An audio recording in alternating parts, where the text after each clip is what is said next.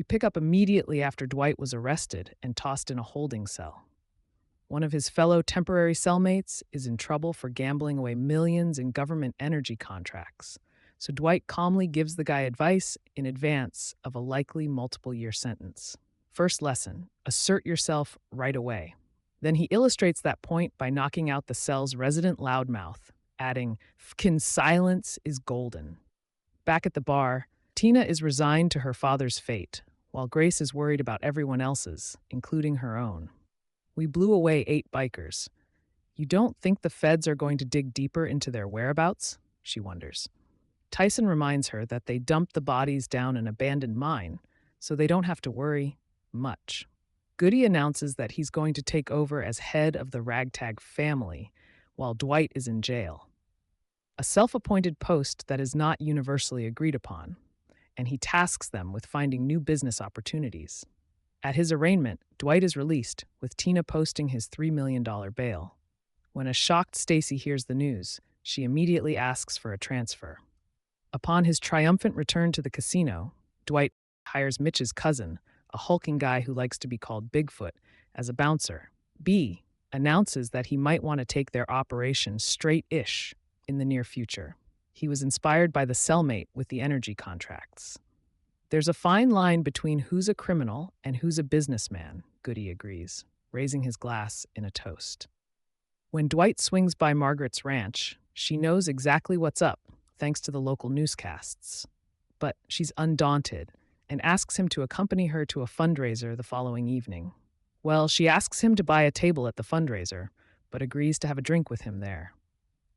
But first, he's got to make a stop at Stacy's house, where he lets himself in and helps himself to some wine before she gets home. "Are you here to kill me?" she asks shakily when she realizes he's there. He promises that's not his plan, but admits to being very angry when he heard what she thought he was planning. "I'm here to look you in the eyes, because that's what serious people do," he says calmly. He explains that she was the first person to make him feel anything after his prison stint, but Hugh knew they could never work as a couple because of the lives that we lead. He adds that he has a ton of respect for her, and he doesn't blame her for turning him in. You were used. Then he leaves, saying he'll see her in court. It was nice while it lasted, Stacy. Tyson brings Dwight by Even Higher Plane's shiny new digs. The boss is impressed. He sends Bodie and the guys to get new suits for the fundraiser. Then they, as well as Dwight and Bigfoot, all hit the party in their fancy threads. While there, Margaret introduces Dwight to Cal Thresher, a businessman who's instantly threatened by Dwight.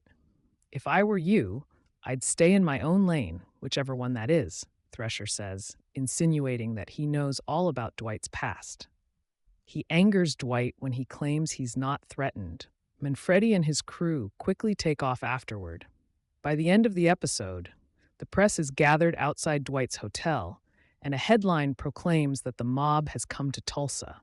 Meanwhile, Thresher calls another mobster named Bevilacqua to let him know that Dwight is in town. In New York, Chicky is displeased when Jerry brings up the fact that his father's death and the rumors surrounding exactly how it happened, as well as the recent defections from his camp, have other crime families sensing a power vacuum. This angers Chicky, who calls Goody just so he can hear him kill Jerry by shooting him in the head. Feds and reporters are waiting outside Dwight's hotel, so he sneaks out the back and has Tina drive him around instead of Tyson. She takes him to look at a house she's thinking of renting in town. She loves it, and they have a sweet moment where he encourages her to take it, even if she's hesitant to do so before the trial. She eventually relents with a huge smile on her face. Tina then drops Dwight at Margaret's ranch. The general and the horse whisperer flirt. He says he has an important appointment, and can he use her office to change clothes? There's a moment where he thinks she's really going to make him get naked in the horse stall instead, but then she laughs and tells him she was joking. While this is happening, Cal Thresher has drinks with a U.S. attorney.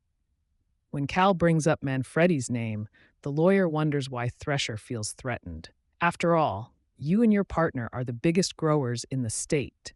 Exposition attorney says, "I want him put away," Cal says. "You understand?" Exposition attorney understands. The next time we see exposition attorney, it's when he's interrupting Dwight's court appearance to announce that he's going to prosecute the case himself. And given that Dwight has already announced that he plans to represent himself, this should be quite interesting. Bodie uses an algorithm to find out the ideal type of juror Dwight should be looking for. Men who have had minor brushes with the law, a lot of traffic violations or something. Men tend to think things aren't their fault and therefore get angry about cops, he adds. Women, however, tend to be more sympathetic about cases involving romance. Bank on the women, Dwight says. Dwight visits the wind turbine guy in prison and makes him an offer. He wants to buy the wind farm. The prisoner says it'll cost roughly $12 million. Dwight offers him 7.5. They shake. Don't gamble it all away, Dwight jokes. So he and Tyson try to get a loan for that amount from the local bank. It goes about as well as you think it would. Working on Goody's command to find new sources of revenue, Tyson, Grace, Mitch and Co. break into a used car lot to steal catalytic converters. A loss Donnie the car dealer angrily realizes the next morning when he has a potential client fire up one of the altered vehicles. Donnie arrives at the casino, sputtering about what happened at his lot. I can't have this happen again. I'll go broke, he moans, adding that he doesn't want to involve the police. So Dwight strikes a deal. In exchange for protection, Donnie will provide new cars for Tina and Joanne. After Donnie leaves, Dwight instructs Mitch to return half of the converters they stole, because he seems like a nice guy. Dwight meets with exposition attorney to see if he can strike a deal. Are you doing this for publicity, or is there some other motive? Manfredi asks after seeing a note on the lawyer's desk, reminding him to return Cal Thresher's call. We all answer to someone, Mr. Manfredi, the lawyer replies, adding that Dwight's desire to avoid more jail time makes his proposed deal a non-starter. Even Higher Plane has a huge turnout for its grand opening. Attendees include Jelly Roll, whom Dwight calls Jellyfish and mistakes for a janitor, which makes him extra surprised when the singer steps into the store's recording booth and performs his song, I Am Not Okay. Elsewhere, Bodie notes that the store's app, ChatCBD, is doing well too. We're a lifestyle brand now, guys, he says. That evening, when reporters are still camped out outside Dwight's hotel, he spends the night at Tyson's parents' place, much to Tyson's dad's obvious distaste.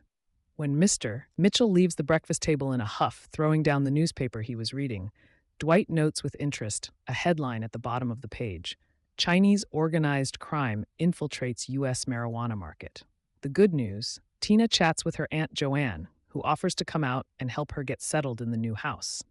Joanne arrives at Dwight's hotel room, proclaiming, I'm done with New York.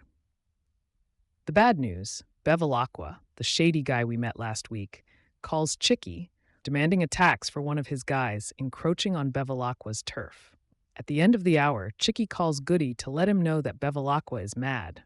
Dwight is on his turf, proposition Goody into deserting Dwight, returning to the Invernizzi family, and becoming Chicky's lead man in Tulsa. I do kinda like it out here, Goody says. Is that a yes? Chicky wonders. It ain't a no, Goody replies.